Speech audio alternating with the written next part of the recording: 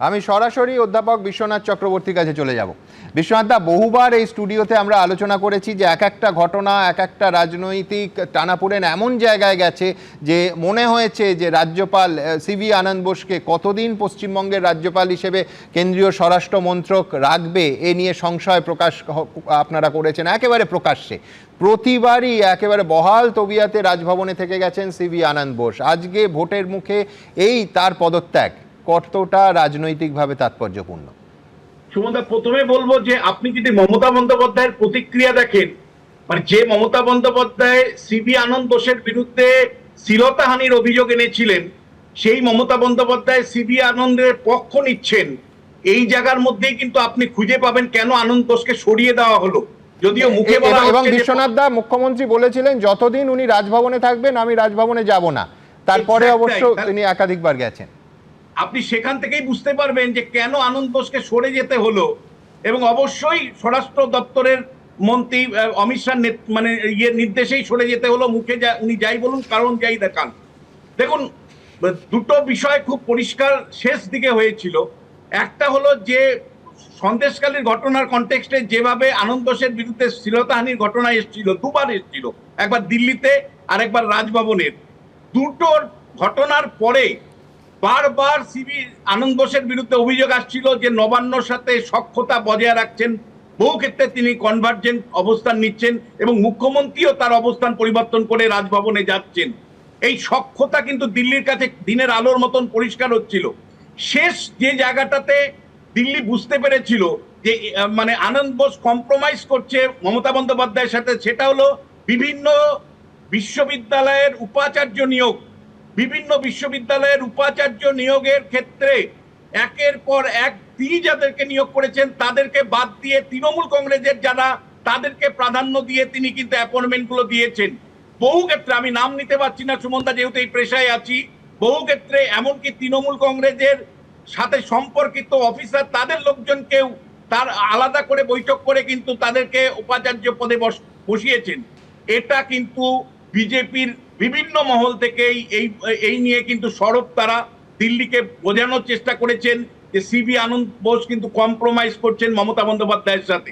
ফলে এইরকম অবস্থাতে এবং একই সাথে আপনি জানেন যে দিনের পর দিন আমরা দেখেছি শুভেন্দু অধিকারী বিরোধী দলের নেতা হিসাবে যখন তার সাথে সম্পর্ক তলানিতে থাকে এবং রাজভবনে যাওয়া তিনি বন্ধ করে দেন শুভেন্দু অধিকারী, দিনের পর দিন তিনি দিল্লিতে দরবার করেছেন, অমিত শাহের সাথে দরবার করেছেন এই রাজ্যপালকে সরানোর প্রশ্নে।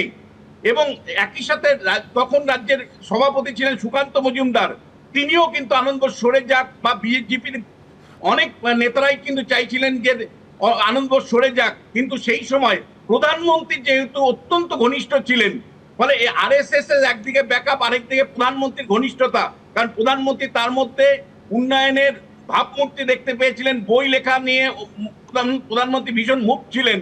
ফলে প্রধানমন্ত্রী মানে ছায়া থাকার ফলে বা তার আশীর্বাদ থাকার ফলে তিনি কিন্তু টিকে গেলেন। বারবার অমিত শাহ চেষ্টা করে কিন্তু সরাতে পারেননি। কিন্তু তার পরবর্তী এই সাম্প্রতিককালে এই উপাচার্য নিয়োগকে কেন্দ্র করে কিন্তু তার মানে ভূমিকা নিয়ে কিন্তু প্রশ্ন বিজেপির মহলের থেকে হয়েছে, আরএসএস মহল থেকেও হয়েছে। এবং এই রাজ্যপালকে রেখে যদি নির্বাচনে যায় তাহলে রাজ্যপালের যে ভাবমূর্তি তৈরি হয়েছে সেই ভাবমূর্তিটাও বিজেপির এগেনস্টে যেতে পারে। সেই রেটিংটাই কিন্তু বিজেপির তরফ থেকে যারা সার্ভের কাজ করছে তারা কিন্তু দিল্লিকে জানায় যে মানে বিশ্বনাথ, এখানে আমার ছোট্ট দুটো শব্দের একটা প্রশ্ন থাকবে, সেটা হচ্ছে আপনি একটা জায়গায় তৃণমূল এবং মমতা বন্দ্যোপাধ্যায়ের সঙ্গেই একমত যে আপনি শুরুতেই বললেন অবশ্যই অমিত শাহর নির্দেশেই সরে যেতে হলো। আমার পরের প্রশ্নটা ঠিক দুটো শব্দের, ওয়াই নাও? এখন কেন? এই যে ঘটনাবলী ঘটছিল এ তো বহুদিন আগে, বহু মাস আগেই তার রাজনৈতিক ঘটনাবলী বিশ্লেষণ করে দেখা যাচ্ছে তার সরে যাওয়া স্বাভাবিক ছিল। কি করে থেকে গেলেন এবং এখন কেন? সুমনদা, এই বেশ মানে সাম্প্রতিককালে একের পর এক মানে যে অ্যাপয়েন্টমেন্ট গুলো হয়েছে বিশ্ববিদ্যালয়ে, সেই এটা জাস্ট 1.5-2 মাস আগের ঘটনা। ফলে সাম্প্রতিককালে দ্বিতীয় যেটা, আমি ব্যক্তিগতভাবে RN রবিকে চিনি, আইপিএস অফিসার, আমি 2-3 বার মিট করবার সুযোগ পেয়েছি সেমিনারের কনটেক্সটে। দুদে অফিসার, আইপিএস অফিসার, কেন্দ্রীয় বাহিনী আসছে, ভোটে কেন্দ্রীয় বাহিনীর ভূমিকা নিয়ে বারবার প্রশ্ন ওঠে। কেন্দ্রীয় বাহিনী কিভাবে মোতায়েন হবে, কেন কাজ করে না, কি কারণে কাজ করে না। হয়তো রাজ্যপাল হিসাবে রবি ডিরেক্ট ইন্টারফেয়ার করতে পারবে না, কিন্তু অন্তত কেন্দ্রীয় সরকারকে ফিডব্যাকটা রাইটলি দিতে পারবে যে কেন্দ্রীয় বাহিনী হাজারদুয়ারিতে ঘুরছে নাকি কেন্দ্রীয় বাহিনীকে ঠিক মতন মোতায়েন করা হচ্ছে। এই ফিডব্যাকটা দেওয়ার মতন চোখ মানে রবির রয়েছে, RN রবির রয়েছে। আর যে রাজ্যপাল ইতিমধ্যে কম্প্রোমাইজ করেছেন তার উপরে কিন্তু দিল্লি ভরসা রাখতে পারেনি। সুমন দা, আপনার মনে থাকতে পারে যে অভিষেক বন্দ্যোপাধ্যায় যখন ধর্নায় বসলেন রাজভবনের কাছে, তখন অভিষেক বন্দ্যোপাধ্যায় 100 দিনের কাজের টাকা বকেয়া নিয়ে ধর্নায় দিয়েছিলেন।